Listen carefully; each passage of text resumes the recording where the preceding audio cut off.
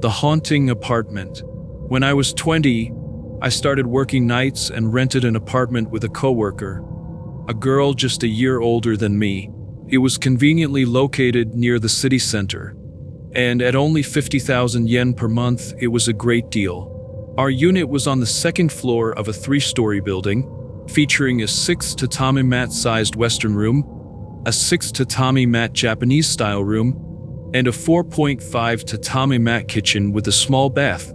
The first night, I finished work around 1:30 a.m., but my mother had caught a cold, so I decided to head back to my parents' house for the night, leaving my roommate to go back to the apartment alone.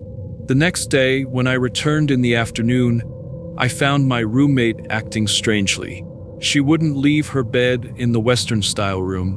When I asked what was wrong, she said she had heard strange scraping noises, kari korikori, coming from my room all night.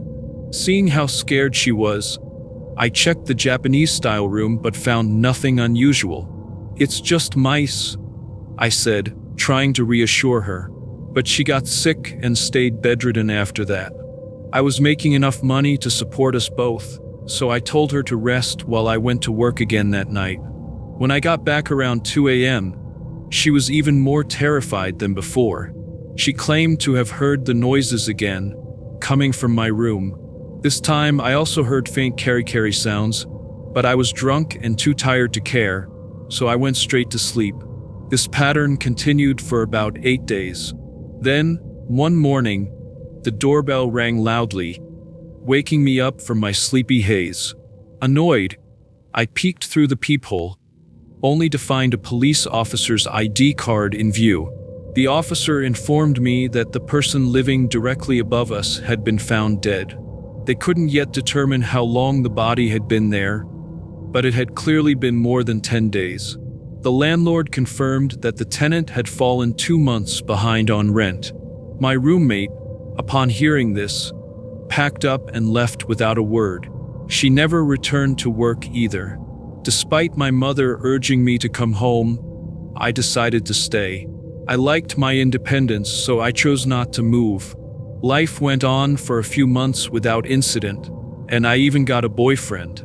I invited him to stay over often, and we almost lived together. One night, my boyfriend suggested I move. When I asked why, he said he'd been hearing strange noises coming from the Japanese-style room. I brushed it off, saying it was probably mice.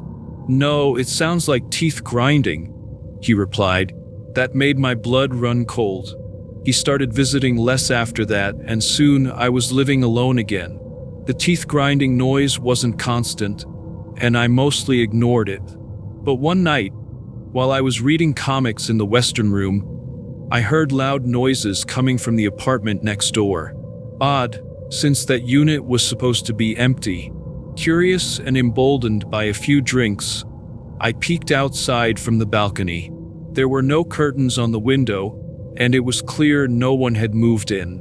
Yet I could distinctly hear a woman's moaning coming from inside. Oh great, some punks must have broken in for a little fun, I thought. Feeling mischievous, I grabbed a piece of plastic from the balcony and threw it at the window. The moment the plastic hit the window with a small thunk, the moaning stopped. In its place, I heard a strange, guttural sound, goo goo goo goo. It was unlike anything I had ever heard, more of a voice than a noise. Suddenly, I couldn't move. I crouched down, hiding on the balcony, heart pounding and sweat pouring down my face. I couldn't tell if it was just my imagination running wild, but I sensed something coming closer, even though I hadn't heard any doors or windows open. Peering into my room, I noticed something dark reflected in the glass. It looked like black hair, maybe the back of a woman's head, but no body. The figure remained motionless for a few moments, then it abruptly tilted its head, as if bending at the neck in a grotesque angle. That was it, I couldn't take it anymore. I screamed, stumbled back into my room, locked the doors, shut the curtains, and jumped into bed, pretending to sleep. Of course, I couldn't sleep. I spent the night huddled under my blanket, my ears covered. The next morning, feeling a bit braver, I called the landlord. I told him I suspected someone had broken into the empty apartment next door. He came by immediately to check, but the locks were intact and the windows weren't broken. "It's just your imagination," he said. I wasn't convinced, so I insisted on seeing the unit myself. Reluctantly, the landlord let me in. As soon as I stepped inside, a wave of dread washed over me. There were cobwebs everywhere, with countless dead insects hanging from the walls. They looked like tiny cockroaches, caught in a sticky, stringy mess. The landlord, clearly uncomfortable, muttered that he had cleaned the place before but didn't seem too keen to dwell on it. I decided not to mention what I had seen the night before. Over the next few months, things were relatively quiet, until one day, I came home to find a flood in the entryway. Water was pouring from a crack in the ceiling, which stretched from the light fixture all the way to the middle of the kitchen. Thinking it was a burst pipe, I called the landlord again. While waiting, I noticed something even stranger. The toilet seat was cracked in half. When the plumber arrived, he found no leaks and told me it was impossible for water to come down unless someone was using water in the apartment above. But that unit had been vacant ever since the previous tenant had been found dead. The landlord, being kind, repaired the ceiling and toilet at no cost, even discounting my rent for the month. I stayed on, not wanting to leave my convenient apartment. After 4 years of these small incidents, I finally decided to move. The breaking point came when 3 of my high school friends visited. We were hanging out in the Western room when they started hearing scratching noises coming from the Japanese room. Then, out of nowhere, there was a loud bang against the wall, as if someone had slammed into it. Terrified, they left that same night. The next day, I came down with a fever but had to work.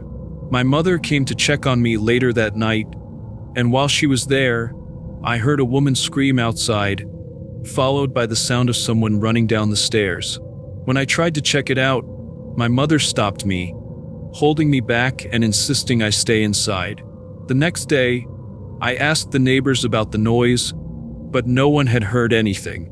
When I finally told the landlord I was moving out, he seemed surprised I had stayed so long.